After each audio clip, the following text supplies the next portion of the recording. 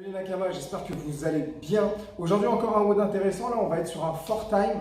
Il va falloir réaliser 5 tours le plus rapidement possible de 3 différents exos. 2 mouvements d'haltérophilie et un mouvement de gymnastique. Petite dédicace à Elsa avec les ice skaters. Donc premier mouvement, on aura 10 shoulder press à réaliser. On aura une charge externe des clavicules qu'on va venir presser au-dessus de la tête en finissant bien l'extension de bras.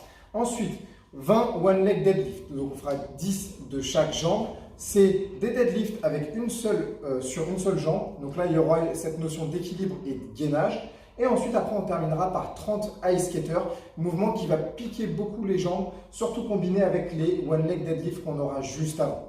On se fait 5 tours de cet enchaînement-là de 3 mouvements. Et ensuite, dès qu'on a terminé, imaginons qu'on a terminé en 12 minutes, ça nous laisse 5 minutes pour faire un maximum de burpees to squat le restant du temps. Donc, on reverra les mouvements. Je vais introduire du coup John, que vous voyez à travers les lives en ce moment, bien chaud et dynamique là. Du coup, premier mouvement, shoulder press. On va prendre une charge, donc une kettlebell, voilà. On la ramène au niveau des clavicules. Attention à bien garder le dos droit en ramenant la charge, hein. N'oubliez pas ici, ne défixez pas le dos. Donc ici, il va venir presser au-dessus de la tête. Voilà, nickel. Il avance bien la tête en fin de mouvement, c'est ce qui fait qu'il vient activer le haut du corps. Ensuite, il recule la tête, la kettlebell revient au niveau des clavicules, et là, il va reculer la tête et réavancer la tête. Pourquoi c'est la tête qui avance et recule? Comme ça, la charge reste bien alignée avec le corps, et ce n'est pas la charge qui doit partir vers l'avant. 10 répétitions, vous pouvez vous challenger là-dessus, hein. Vous pouvez mettre un petit peu lourd, il n'y a que 10 répétitions. On va prendre juste une dumbbell rapidement. Si la charge est assez légère, vous pourrez faire 5 de chaque bras, comme ceci. Voilà, en unilatéral. Et si par contre elle est un petit peu lourde, là on vient la prendre à deux mains, les coudes bien vers l'avant. Voilà, ça permet de rester gainé. Et ensuite, il va venir presser au-dessus de la tête en veillant à bien finir l'extension au niveau des bras et avancer la tête pour activer les épaules, comme la kettlebell. Super, merci John. Ensuite, les one leg deadlift. Donc, on aura encore besoin d'une charge externe. Donc, si vous avez une kettlebell, là, John va venir se placer sur une seule jambe. Donc, récupère la charge. Voilà, une seule jambe. Voilà, nickel. Il vient fléchir le genou légèrement, rester gainé. Et là, il va venir toucher la kettlebell au sol. C'est super. Ce qui fait, le dos reste bien droit. Et ensuite, il finit l'extension. Voilà, ça va beaucoup activer la chaîne postérieure. 10 à droite et 10 à gauche.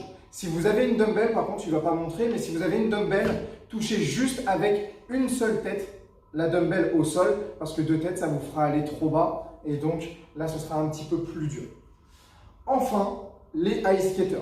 Donc, mouvement que vous voyez surtout au code et qui laisse des séquelles le lendemain au niveau des cuisses. Donc, John va venir se positionner et il va faire comme un skieur, voilà, un patineur, pardon, professionnel. Il vient sur le côté, là-dessus. Essayez vraiment d'aller chercher, voilà, comme John, les amplitudes, d'accord? Évitez de faire juste ça, ça n'a pas trop d'intérêt. Essayez vraiment ici de fléchir votre jambe et de ramener la jambe derrière. C'est ce qui va venir justement activer les fessiers et qui va travailler au maximum.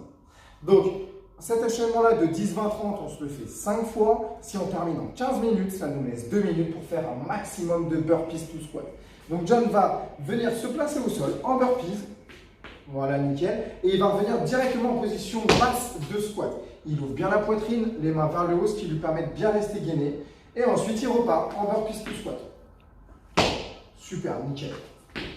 Donc, mouvement ici qui va bien piquer au niveau des jambes. Le but, c'est d'en faire un maximum. Dès que vous fatiguez, vous vous relevez tranquillement, vous prenez un petit peu de temps de pause et on va chercher un maximum dans les 17 minutes indiquées ici. Voilà un petit peu près pour le WOD. J'espère qu'il va vous plaire. Au niveau du warm-up, on aura 5 tours à effectuer. On va chauffer les épaules de 10 push-ups. Donc, on se met en position planche. On reste bien gainé, aligné entre les hanches, les genoux et les épaules. Il va venir toucher le torse au sol et finir l'extension. Voilà, nickel. Vous voyez, l'alignement est conservé. Si on commence à perdre le gainage, on se placera sur les genoux et on fera exactement la même chose. Super. Et si on a encore mal, le but, c'est juste de chauffer. On limite l'amplitude. Nickel. Deuxième mouvement, 10 one leg foot touch. Donc là, on vient préparer en fait les deadlifts sans charge externe. Il va venir fléchir un genou, voilà, et venir toucher son pied en contrôle avec de l'équilibre pour bien activer la chaîne postérieure. Donc là, on pourra s'en faire 5 à droite, puis 5 à gauche. Dernier mouvement, 10 front and back lunges. Donc là, il va venir faire une fente avant. Voilà, et sur la même jambe, une fente arrière. Ça fait une seule répétition. Il en fera 5 de la jambe gauche, puis 5 de la jambe droite. Là-dessus, allez-y tranquillement, ça va bien chauffer, mais c'est nécessaire pour être préparé vraiment pour l'entraînement. Donc 5 tours de 10 push-ups, 10 one leg flip touch et 10 front and back lunges. Échauffez-vous bien, préparez-vous pour le WOD et surtout, ça risque de piquer le lendemain, c'est normal, mais ça veut dire que vous aurez bien travaillé. Profitez de l'entraînement les Nakamas et on se revoit pour de nouvelles vidéos. Ciao!